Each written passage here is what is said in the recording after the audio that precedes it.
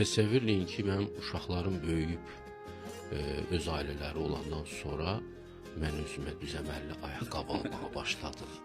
Sevinirdim ki, mən özümə ayaqqabı alıram və ailə büdcəsi şoka girmir. Əvvəllər o hissi yaşamamışdım ki, mən ayda özümə 2 köynək ala bilərəm və büdcəmiz dağılmaz bundan. Yəni uşaqların mövcudluğu sənin bütün həyatını dəyişdirir.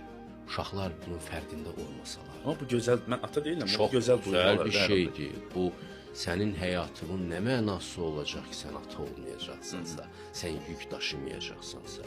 Bir də kişi olmaq həm də ailəsini, vətənini və dəyərlərini qoruyaraq ölmək deməkdir. Kişilər çox azı qoca yaşlarına qədər gəlib çatırlar. Qadınlar həmişə ortalama kişilərdən çox yaşayırlar. Çünki onların həm çəkdikləri yük ağırdır, stresləri ağırdır. Həm də müharibələrdə kişilər ölürlər.